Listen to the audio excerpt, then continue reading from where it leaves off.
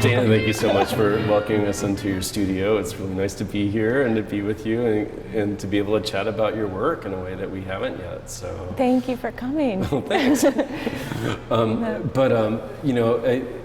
How did you start out? You were born and raised in Michigan? In Livonia, Michigan. No, where is that? It's a suburb of Detroit, so it's sort of in between Detroit and Ann Arbor. Oh, okay, cool. And were your parents artists? Did you have artists in your family? My mom was an artist, or is an artist, made art. Oh, She okay, and she taught junior high art. What kind of stuff did she do? She was mostly a sculptor and would draw all the time. Huh. But I also had an aunt who was really into painting. Two aunts. Okay. Actually, the From whole your family, mother's they're all side? art teachers. Oh, really? Wow. Which is really weird. Well, all the sisters on my mom's side. Oh, that's So there's interesting. two So it's definitely in their sisters. DNA, huh? Yeah, but I remember Really? seeing my aunt's painting, staring at it a lot when I was a kid, and it was like this kind of abstract expressionist green painting That's above the interesting. couch. It was great. I have this theory that when you're painting, sometimes you regress into, like a womb-like state of your childhood, and sometimes the palette of your youth comes out. I mean, do you find in your work the palette of your aunt's painting in there, or? Maybe, yeah, because it was really this acidic green, and I remember being really frustrated because I couldn't figure out what was going on in it. Would you look at it and look for? I know when I was a kid, and I still do this today, especially with abstract painting. When you were a kid, did you stare into it and try to find faces and forms? Yeah, you'd always try to find like a path, like a way out. I imagined it was some sort of woods, but you couldn't. It was. I think there was a point where you start staring at it, and then it actually gets kind of scary because you can't resolve it. And I think that's really cool. So you were raised by artists then, basically. Your mom is an artist, and your Kind of. And my dad's a guidance counselor. They're both teachers. Oh, important. In Michigan, and they're still there. But my mom didn't really, I kind of didn't really know I wanted to be an artist until I was 15, or maybe 14. And it was, and maybe because my mother was involved in art, I didn't want to do it. You had that natural generational reacting Yeah, against that. and I thought maybe I would, I don't know what else, I had no idea what else I would do, really. What was the epiphany when you were 14 or 15 that made you want to do it? I don't know, I think there was, I felt like it was something that I could do, I knew I could kind of draw, and I knew I could, I knew I was kind of good at it, but I think it was when I was 14, and it was career day, and the people from career day came to the school, and it was like awful. It was like junior high, right. And it wasn't. I think like a lot of people in junior high, sometimes it was like kind of teased or something. Or all my friends were saying I would be a great bag lady because I was like really dirty, and I don't know. It was like kind of not quite the '90s yet, so grunge wasn't. Nirvana had It wasn't. broke through No, the major it wasn't my style, moment. And I remember they were, So I remember the people from the graphic design area of the career center came, and I remember thinking, oh, this is something I could do, and I kind of like that. It was. So I started painting in the basement of my parents' house. Really? And that was something that they were really supportive early on, because my mom brought home paints, and so I was able just to work down there. Wow, oil paint? Oil paint. Oil paint. And I didn't really know how to use it. Like I didn't know how to clean it up or what to do with it. And but it was so addicting, because it was just like really fun to. It felt really adult at the same time, and that was really special. I mean, a lot of people aren't exposed to oil paint until much later, and I think you were very fortunate that your mom would bring it home and that they would support it. In a postmodern world, like sometimes the old traditional stuff falls out the window, or people don't know how to talk about painting anymore. I know when I visit like schools out of like major cities, sometimes like it's interesting to me because the students really know how to paint. Like Right. it's not as much content driven as another school might be, but Yeah. but it's really good to know your chops. I Right. think as an artist or a painter who works still with brushes and not Yeah, you're joking yeah. about pressing a button to make a painting now, but Yeah, like that's fascinating. but working with traditional means, like it's Yeah. really good that you got all that under your belt, and it must Yeah. have made you really hungry to get over here. Yeah, so I felt like it was really romantic coming to New York. Mhm. Like I still think it's really romantic Oh, being for in sure. New York. Do you feel that way? Oh, I Now love it. that- Yeah. I love it. I mean, I love the old generations. I love seeing, you know, different sites where things happen, like Leo Castelli. But I also love just the idea of the pot boiler of all artists and like a group.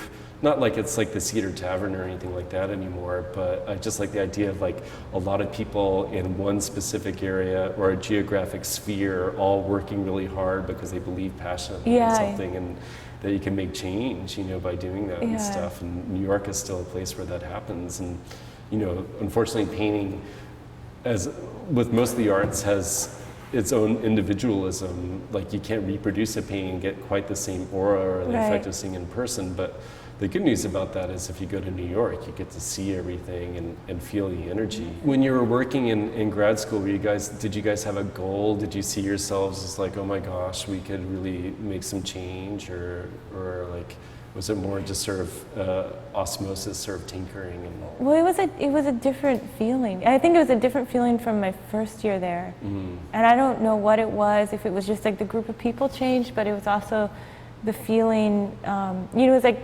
everyone bonded really quickly because it was right after September 11th. Yeah. So we were all kind of there, and that class, I think particularly, a lot of them had just moved to New York for the first time, and then September 11th happened, and then everybody had something in common. you've shown in your slide lectures of the light, the last thing that you see Before you die. before you die. In like a boating accident. I forget the exact title of it. It's the, Yeah, I had only made one painting of that, and it never really, like around that idea, but I never finished that painting because it was so hard to finish it, because I realized I needed information, and that was a tough thing. Was that at Columbia when you did that? Yeah. Why was that piece in particular important to you? Because I know I've had the good fortune of seeing a couple of your slide lectures, and I know you sometimes start out with that image or around there. I felt like it was a situation where it's something that maybe everyone can experience, but nobody can ever tell. Like there's no, it's a view for one, but you don't ever really get to tell it. And it's also kind of like an impossible painting in that way, for like so many logistical reasons. Like it's so rare, unless you're like a plein air painter and you have a heart attack, like that's the last thing you see before you die. You know? But I don't know, I think I also never really made those paintings too, because I thought they would be too heavy, like it's too much. Like death in painting is really tough, you know, because it's heavy on heavy or something. Well, I mean, just to hear the language of that too, it's like you're experiencing something that you can't tell. For me, that means too, of course, you can't put it into words. It becomes like, I love the word synesthetic, you know. I guess I get it by way of this guy, Scott McCloud, who gets it from Kandinsky. Yeah. But when you're, you know, the act of, people know, you know, when you have synesthesia, which a lot of ours have, you'll see the word orange, but you'll see the color in your head. But the idea too that you can look at something and feel, taste, and experience it. And I feel that's so strong with your work. And with all your work, it's very charged, I feel, and political and smart in terms of how it's self-aware of how it's operating, both in terms of art history and also in terms of the discourse of art history and cultural theory and so on. And yet it has that freedom to come from an idea that sometimes could be very playful. Were your instructors there supportive of that? Like, were they, because coming from a postmodern generation, perhaps, were they trying to get everybody great because there was no, I mean, the thing that was really good was there was no real agenda there. And there's like so many people who would be coming in teaching, so that you would, there was a lot of diversity at the time, or you would just get like a lot of different opinions, and I think that that was really good. Postmodernism took us on this necessary route away from modernity and like Pollock and Greenberg and ideas of maybe psychoanalysis and things like that, and brought us more into from the world of Freud into the world of Marx to talk about power dynamics and relationships based on capital. But then luckily, when that work has been sort of stated, and even though it's very glacial and things need to keep continuing to change in terms of talking about power and subjugation, there's still now this wiggle room to deal with ideas of psychology and things that are ineffable that you can't put into words and things like that. I mean, when you started the Frank series was the series that you kind of broke out with, correct? With like your first show here and stuff. What was the idea behind that? I mean, I know, but just for the folks at home. But it was premise of maybe this sort of came a little bit out of the imaginary people for people, but I was thinking about it as a situation where maybe there was one viewer, one subject, and like maybe no audience, and like how would representation work in that situation, and it was just also a way of like making a space. So like you think like, here's this, you could represent this guy anyway. Like maybe why would he need the paintings? Like maybe it would be a way for him to see himself, or he could be different in each of these paintings. So it was a way of thinking about like possibility of representation in a situation where there was like very limited means. I thought that I was going to keep on painting him over and over again, and then all of a sudden it became a problem because then you start to feel, well, that's really dull. Like I can't like just continue to. I mean, some people could, and it would not be dull at all. But I couldn't, just continue to make portraits of this guy over and over. And so I was thinking about like, well, then how do you solve that problem? And so that, well, I can make entertainment out of him. So I could make the rock band, the Breeders, like out of him, or I could turn him into more people, or like since we weren't going to be having sex, like you could make other people from him and sort of cannibalize him, or like take different body parts to start a rock band or something. Right, and since time was sort of malleable or linear, like non-linear, like I wasn't interested in these in a narrative. I thought because if there's no events, then there's no time or so, you know what I mean? Like there's no way to mark time, or I just felt like it was like one big horizon that could just hum on forever. I think if you had no chalk to put on the cliffside or something, and if there was no like polo match scheduled for Sunday, maybe you would just be at a wash in the sort of endless time. You do sort of cartoony, loony, figurative work, and of course Philip Guston was somebody who's gotten a lot of acclaim for, even though I think Peter Saul started maybe even a little earlier than Guston. Yeah, right, which is, or Baselitz. Had those hero paintings. I mean, were you influenced by those guys at all, or also with the idea of setting up paradigms? I know Guston, did he have some sort of studio game that he would present for himself, or maybe it comes from surrealist traditions, or? But yeah, he would do this thing where he'd say, what if I was the villain? And then all of a sudden you begin to have all these great ideas. Like if I were the villain, then what would I do? Like I'd probably do what a villain would do, but then you'd probably have to eat lunch and go in your car. Was that part of inspiration to start your own sort of mind games, thinking about like different situations like that? Totally.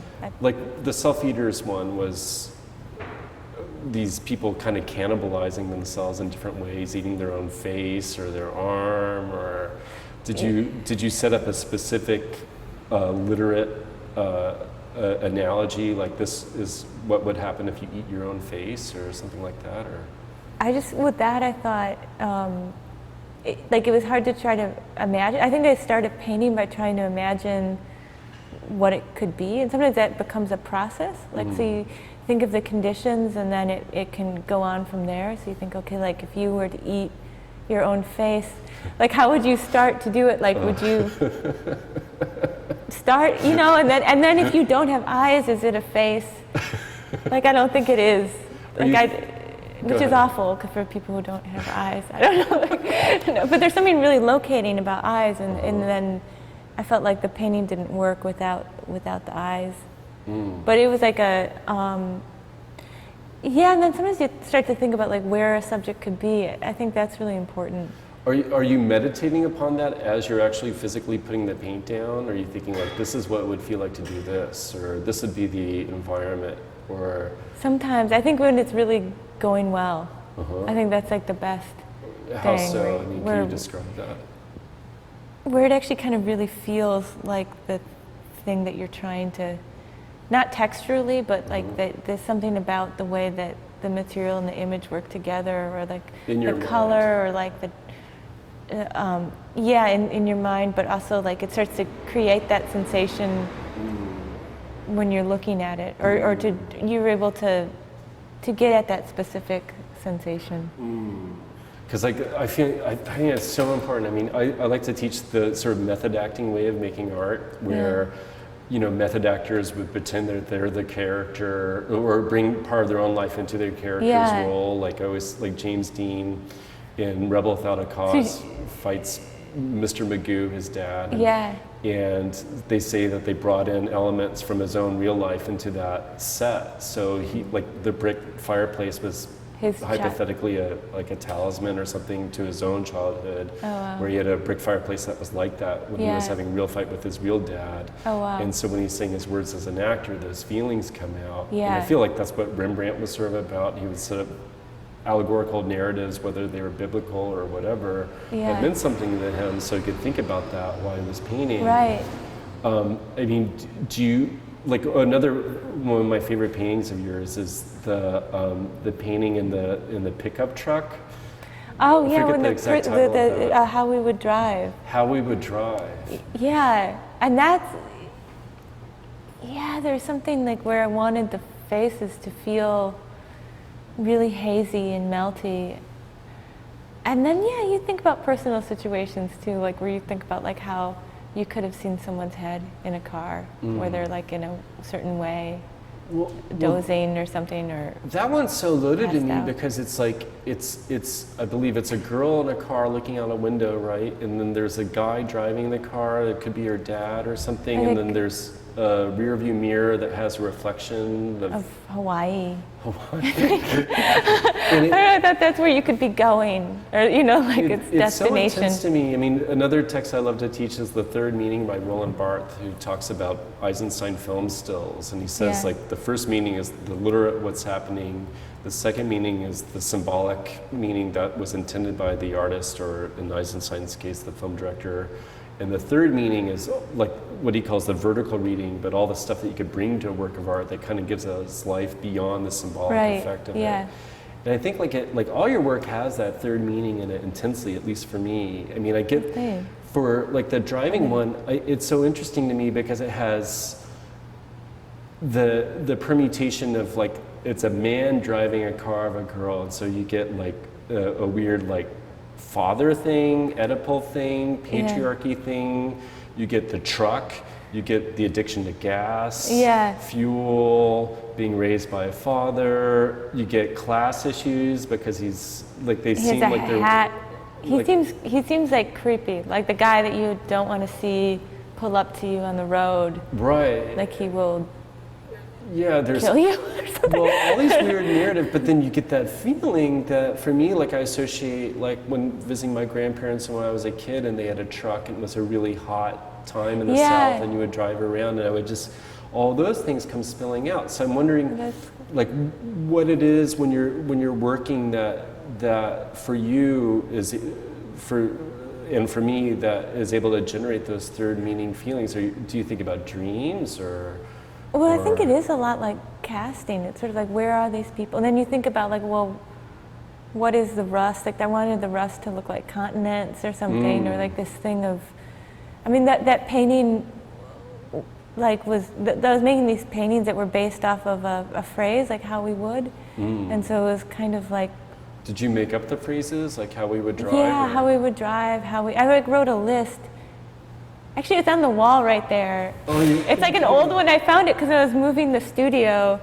Do you mind if I take it off? Well, maybe I'll take it off because I'll edit the ones that are really bad. But I make these lists and then they're like I found this in a box, but some of them were good, and then I realized like some of them are embarrassing. But it's like how we would drive, how we cured the plague, how we flew in planes, how we would use science, how we would give birth, how we would play chess, how we would swim.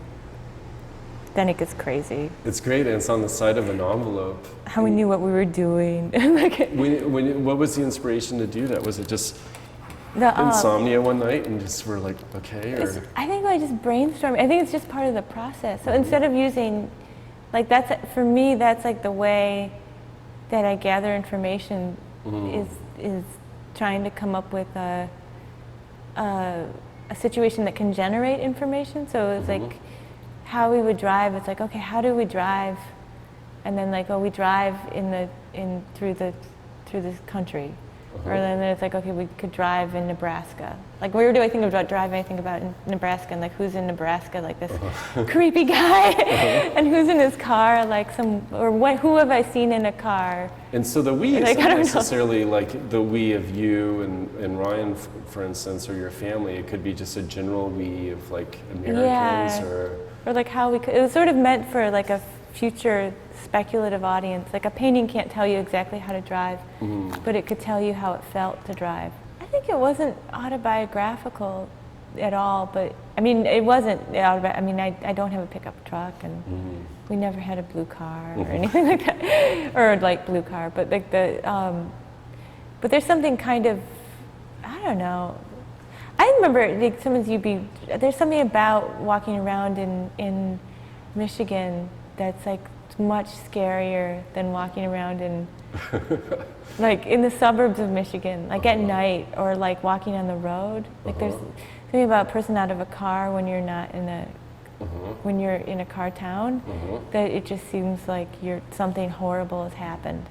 So if someone pulls up to you, it's almost like this possibility of anything bad could happen, or they could be trying to help you, or it could be like horrible. But what's your impulse to go there and to come up with that idea, or are you working off instinct in terms of like creating I mean, because it could be, I guess, a surrealist parlor game to think of what if situations, or are you thinking specifically, I want to nail that moment from maybe your childhood walking around Michigan and what that felt like, and to capture that emotion or that experience? Or I think it was, I mean, we were saying the political things too. I was like trying to get this sort of more of a feeling of like to approximate what it is to drive to me, or one way of seeing how, like one very kind of like specific way of thinking about how it is to drive, in a way where it would, because I was thinking about like miscues to the future, like something that could be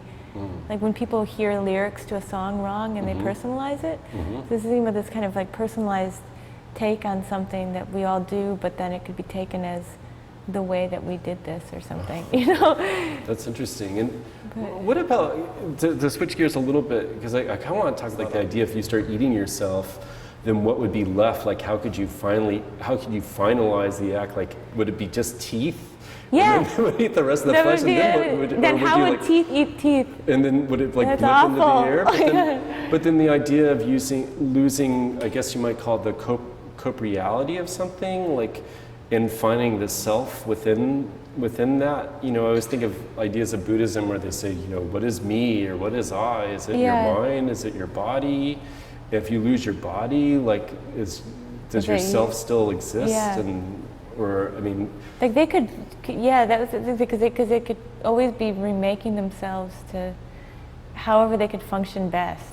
Well, like if they needed to be a society of makers, they could make really long fingers or two. Oh, okay. They could be like really good at making other parts. Yeah. Well, I was thinking too, like if you consume yourself, maybe you would just be left with that blip of light again, or like sort of literally an abstraction, because it would be, I mean, no. Well, they were so cyclical, because I thought they would eat themselves and they digest themselves, and then they could remake themselves out of their digested matter. Well, I mean, in some ways they did recycle themselves, because you started doing this autopsy kind of pictures where all of a sudden it would be like flayed forms that would then have an audience. They wouldn't be an audience of one. Yeah, no, I mean, that was the thing, was I think a lot of those self-eater paintings, they kind of created the boundaries for themselves, or like the space that they were operating in, you know, like, and I felt like when I started making the autopsy paintings, they were more like, and they were maybe just one autopsy and the other one was sort of a burial or a surgery, and I was thinking about these spaces like as like maybe a surrogate for the picture plane, or like a space where things could be rearranged. And I was thinking about that too in terms of these spaces that I was gravitating towards, like maybe not consciously, but I kind of was thinking about it later on, that they tended to be either in the studio or the clinic or the woods or the seaside, or like the places where things can be rearranged, or that, or kind of a weird liminal space where anything could happen, like the forest is like wild because of that, or I guess you're right about an operating room. And then I don't know, it just felt like it was such a like a lot of times they were turned upright towards the picture plane, so I felt like it was a kind of more a flattened space, or a way of dealing with things that was kind of more like you would be looking down on something. In my mind, it feels like it's sort of a symbol or an icon for what I take, given my own PC politics, super lefty liberalism, gay guy with a beard kind of thing, of like phallocentric patriarchy. It feels like here's like the man on a table, and it's almost, you know, what it reminds me of is, I don't know if you've ever seen this great Thangka Buddhist painting that they have at the Met of when they have this one of Buddha dying, and Buddha is right there in the center, and he's sort of like displayed too, and then they have all the people of the forest and all the people who are all around, like all the animals and all the people are weeping around him. Oh wow. And of course, wait, what was this right in the? They sometimes have it up at the Met in the Japanese section, but I mean, your painting reminds me a little bit of that, but without any sort of sorrowful undertones. It's more like the Wicked Witch is dead, and here's the guy. And of course, I'm reminded with that one with the crowd, the famous Inzor, Christ entering into Brussels. That's such a great painting. I mean, I have to ask, were you influenced by Inzor? Yeah, no, totally. But it was also, at that time, it was things, I started to get really, like, wonder, I think when things were going so bad politically, I started to, you know, when these paintings are done during the W era. I mean, this is the Bush era. Right, and then I remember thinking that this was like something that was kind of questioning the fictions, thinking that maybe that it was wrong to be making these fictions when everything is so screwed up. I mean, the thing is, like, I never wanted to make a painting that was a mirror on the world. Like, I wasn't interested in that, but that it could kind of be a part of that. That was the thing that was. Why not a mirror, and why what? Because I felt like it would, like if I made a super realist painting of Michael, or just you paint all the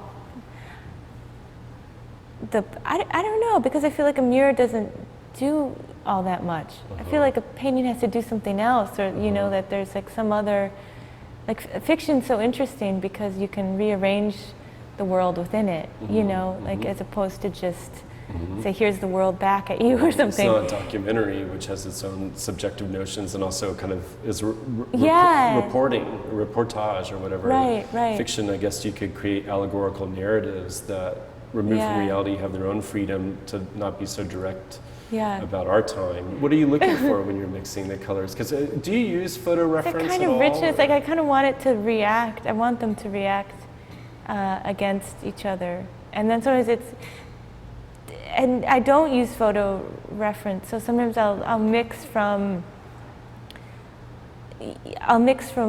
images, like in books, like, or I'll mix from other paintings, like if you see a color that you really like, or something, or I'll mix from. I had these Color-Aid cards that were really good if you needed some help with, you know, like trying to figure, because sometimes your mind can hold, like, you know, I think 7 million, or your eye can see between the difference between like 7 million, 4 million colors or something. Wow. But then your brain can only hold 7 units of information at the same time to compare. Now, as you're a little older, are you looking back upon people who really embrace color? Because I noticed we were talking briefly about Matisse earlier. Yeah. And I noticed you have a lot of the people that I really love and admire you know, Yeah. who start modernity afloat, like from Manet all the way to Hockney and Yeah. you know, everybody in between.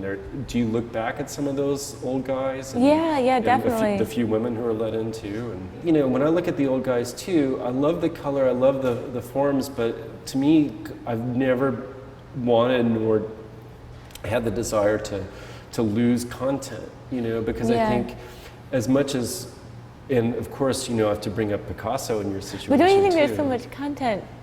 Pardon? Don't you think there's so much content? Well, what do you think is the content? Yeah. I mean, we were talking about the Marie-Therese show, which was so great, Gagosian and stuff. And certainly when I look at Picasso, I really think of your work, because I look at the Dora Mars, and I think of, like, you know, the cartoony mooniness of him to bring out the inner expression of the people. But what do you think of the content of these guys, of Matisse and Picasso? I mean, it's an overarching, huge question, but...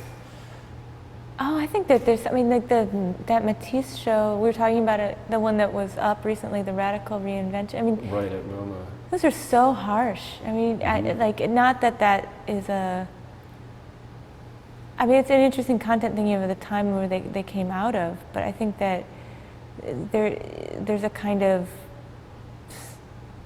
I don't know, I mean, I think content is like such a broad well, term. I guess, like, I don't think of them as purely, like when you're talking about that painting, saying that you felt like the boy playing the piano, like this weird square, it was like almost, and I didn't see it until you said it, but it's like the thing where you concentrate so hard that all of a sudden his head becomes a metronome, you know, or the piano lesson in Matisse. Yeah, and you know, I mean, I think that there's like you can have a completely structural, like a content that is so structured into the painting.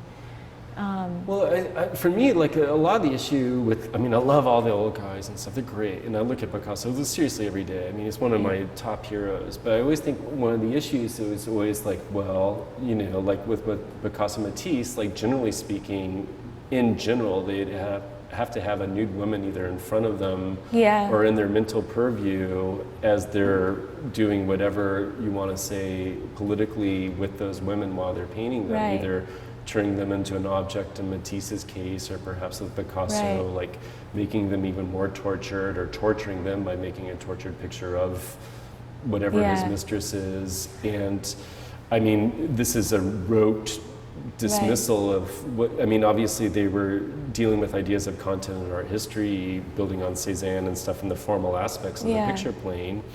And I never think of it like with Picasso or de Kooning or with the women. I never think about it like, I mean, obviously you probably don't think of it this way either. Like, it's so terrible he's made. Oh, Demoiselle d'Avignon or whatever. Yeah, it's so intense. Yeah. Like, they're so empowered. Like, all those women in that painting are so intense, and they actually kind of all look like him, I think, or maybe he's there somewhere. Well, he is in the back. I have my theory in the negative space between the last two. You could clearly see probably an unconscious realized form of, in a cartoony way, of Picasso in there. I mean, I'll draw it out for you one day.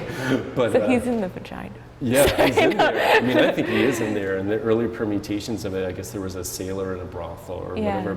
But you see them as empowered, or do you see de Kooning's women as? Yeah, like no, that woman painting in the show, like it felt like a thing in the room. It felt like it was a real live thing, and it just felt so frontal and strong, and just like it's so strange to me that when people would think like, oh, why are these he's being somehow like mean to women, or I don't know, like slashing women, I guess is what they used to say. But maybe it was because but he's not slashing women.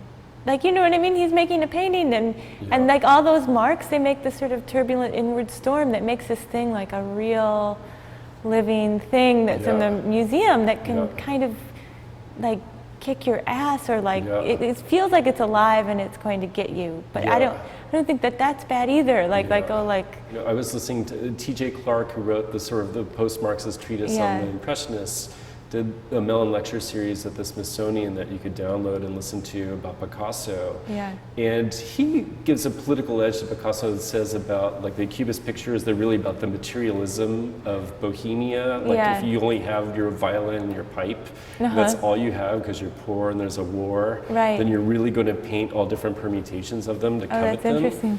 And he also talks about all of his figures in Picasso's, like, being on a proscenium, like they're Yeah. all on a stage in some sort of Beckett-like scenario where it's about the psychology of these characters duking it out, like, Yeah. on the canvas. And I think that, you know, maybe there's a space to think about Picasso post the very necessary, important feminist politics and Yeah.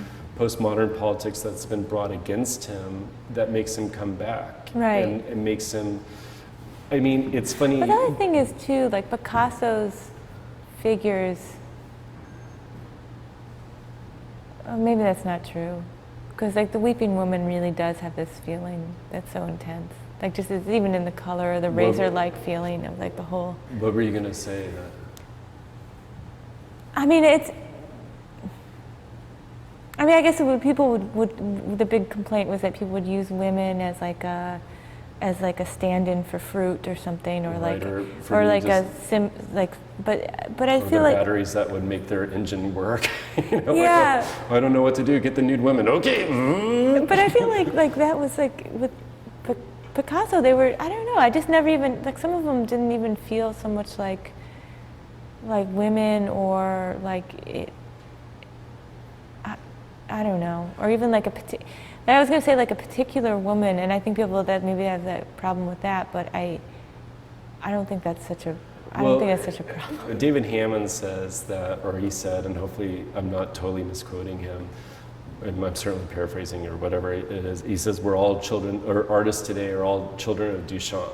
You know, and as you go to galleries and stuff, you see so many ideas of appropriation and ready-made and stuff like that.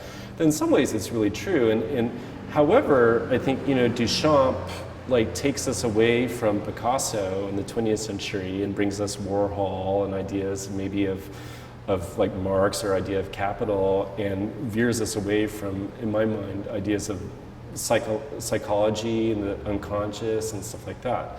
However, now in the 21st century, time is being retold a little bit, or perhaps, I don't know for you, if you're more influenced, I would think more by somebody like Picasso than Duchamp, which doesn't really Well, it's so cool seeing like the Warhol, the late Warhol show, but like seeing some of those paintings, like how much he was so influenced by late Picasso.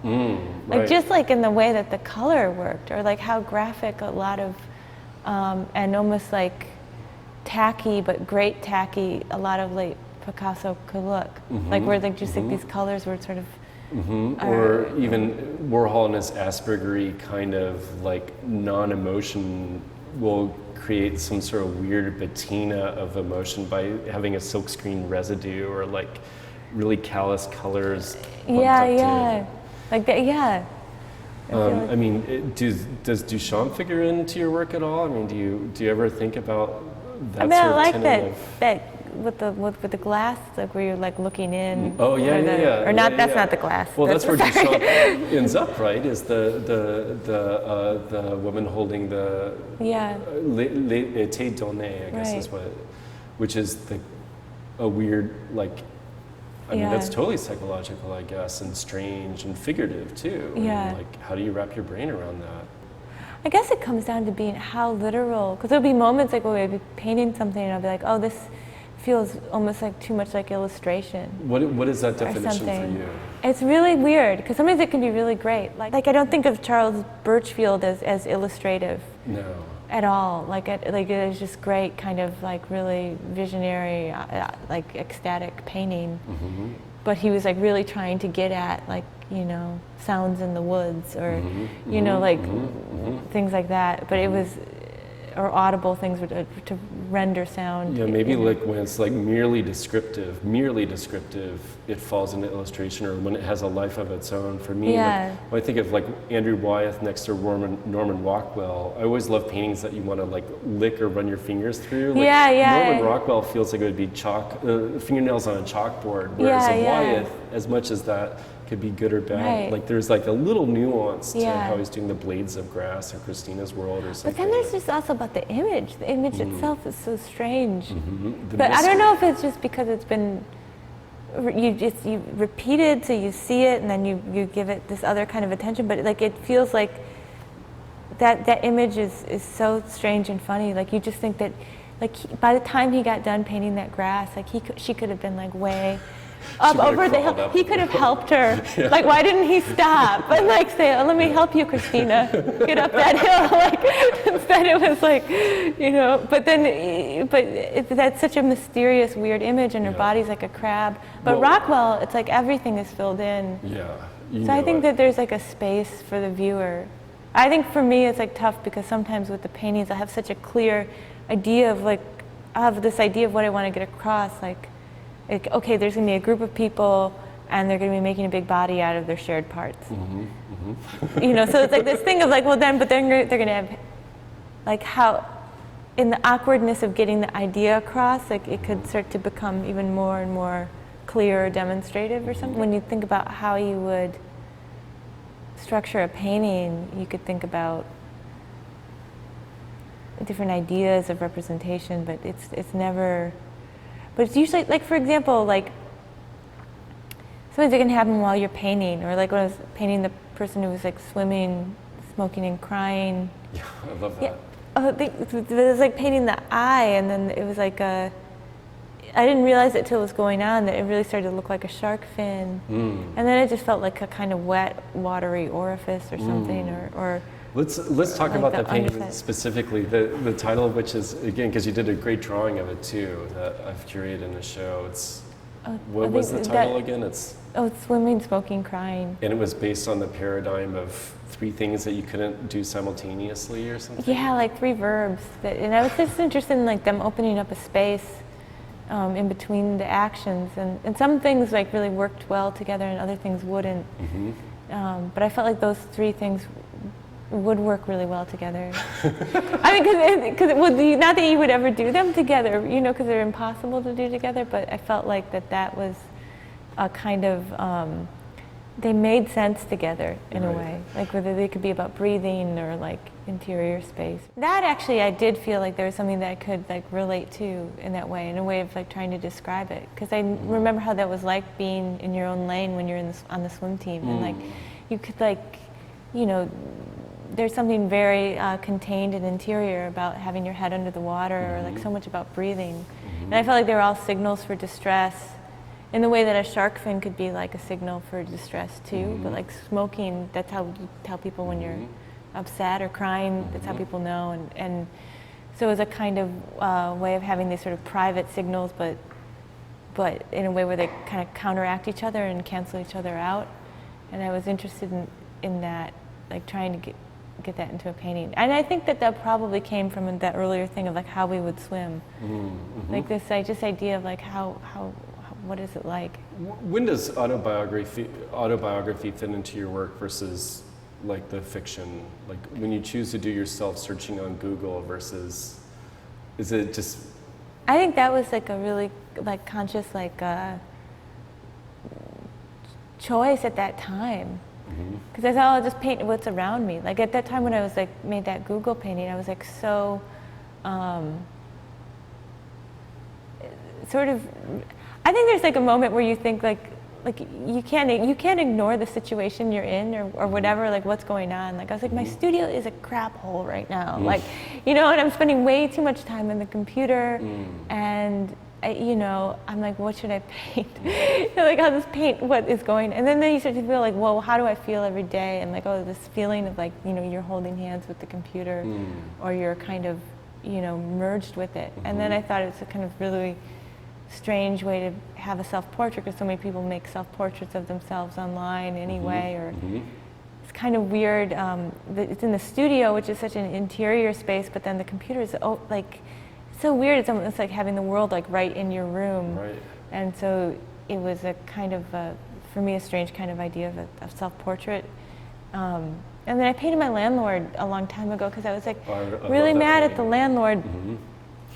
But it's also when real estate was getting so intense in New York, you know, I don't know.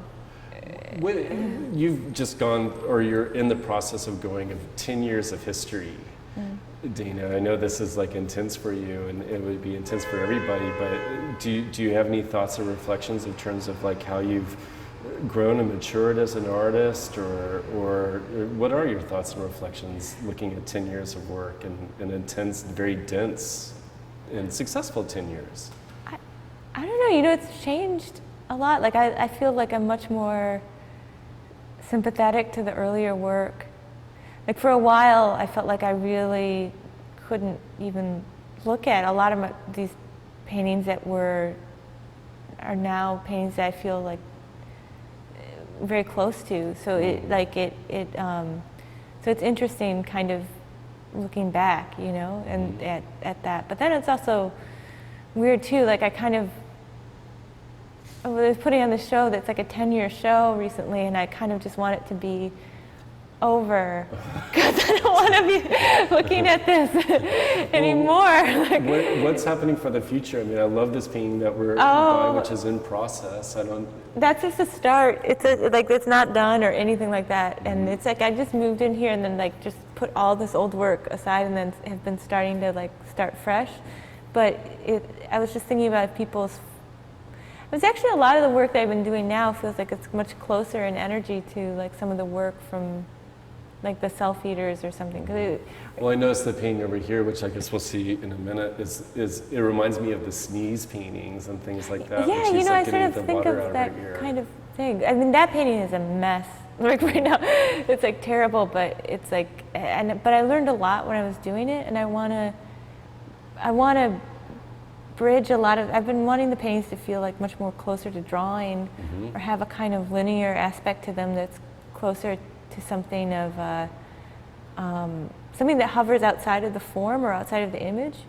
Why is that? Because I know you're also veering towards abstraction a little bit these days too, or you've done a few semi-abstract paintings. I think it was just I've been wanting to do it for. I was thinking about painting like these Tourettic images, like things. Painting, I'm sorry. Like Tourettic kind of like things that could come to mind that you don't say in language. Like there was one of someone cutting their eyelashes, and part of that I was like trying to be really conscious the thoughts that could come to mind, like totally irrational thoughts that come from out of context, completely out of context, that are non sequiturs and don't have any significance because they're like don't have any reason to say them. Like you would never say, "Oh, I just wanted to cut my eyelashes." Like it just wouldn't. It doesn't make any sense because like. So I was like, you know, covering up these plastic paints for the night, and I just had this sensation that I just wanted to cut my eyelashes. And then I was thinking, like, okay, that's really weird. So I was thinking, well, how would that open up into an image?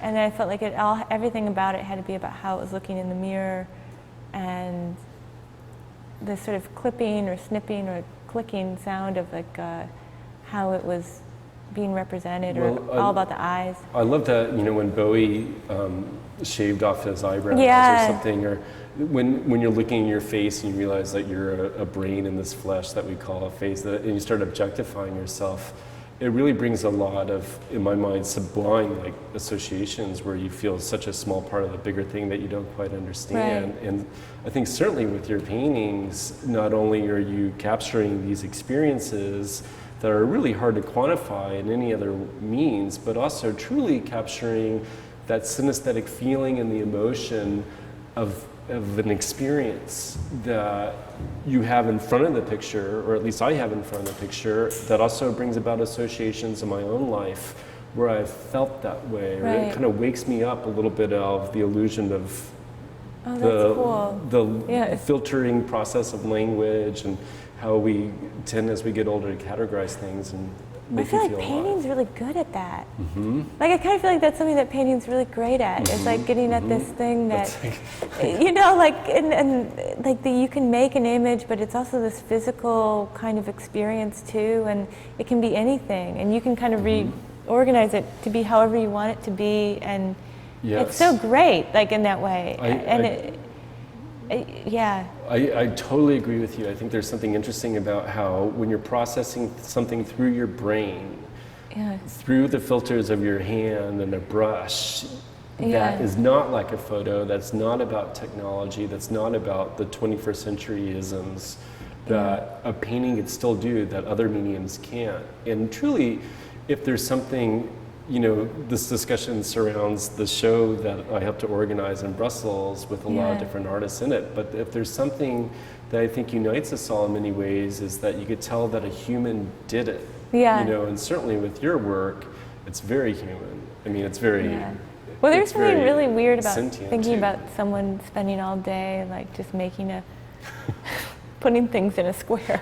Like, or I don't know, or doing, I guess any art, it's always weird thinking about what people do to make art. But I think, you know, like even how Warhol's silk screens were a little slipshod, which shows their human agency, it's still a mechanical thing, but I think there is something, at least in this sort of like the Jedi Knight-like court that I think of like painters who paint with brushes have about something that's of the meditation of sitting somewhere and painting these squares. That's really amazing that even though it happened thousands of years ago, that there's something unique about that will keep it going.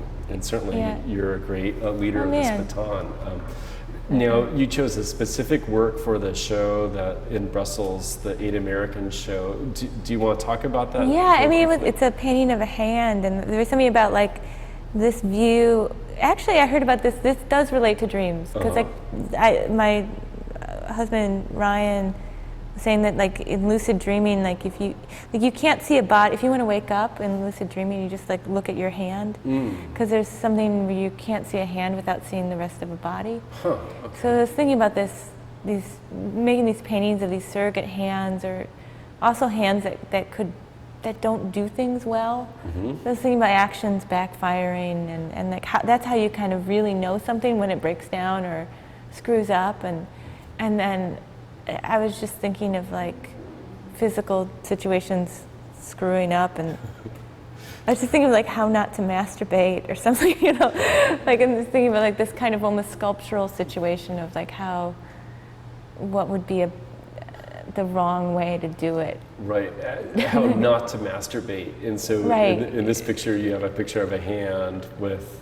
Well, there's many spoons and I don't know, but it also kind of looked like the way the hand was, it felt really sinewy and almost like a magician's hand or something. Like it felt very kind of disembodied. pointy, like the fingers almost look like carrots or something. They don't feel very... Yeah. And then there's a rope tying all the spoons to the hand itself, which has its own weird anthropomorphization. Yeah, like it sort of feels very bound or a kind of, like it felt like a situation. Well, and in this one too, I think there's this weird ineffable feeling of like what that non-sensuousness would, I mean, the closest thing I could equate in a way in my mind publicly would be like when you're eating with a fork and you bite your fork, the steel with your teeth, what that would feel like if you have like a hand tied with rope and spoons, no matter what your gender orientation or kink. Like there's no way that's going to feel good. Right. There's this weird distance that you're getting there between it. You can't really use your hand or the spoons. No, but in that metaphor, I think it could bring about so many different kinds of things about our world right now and being a human being in the 21st century, and how it's painted too is so beautiful and sumptuous that makes you want to look at it, feel that experience while you're pondering what it could also mean. Like all your work, it's really smart and really interesting and beautifully painted and warm and ultimately indescribable. Oh, thanks. Which I think is really nice. A wonderful thing. Well, it's so cool to be a part of the show. Well, I really appreciate you being in it, Dana. Thank you very much. And I consider you like an art world sister of mine. You are my favorite painter. Thanks for taking the time to sit with us and to talk. It's been very illuminating for me. Well, thank you so much for doing this. Thank you. I really appreciate it.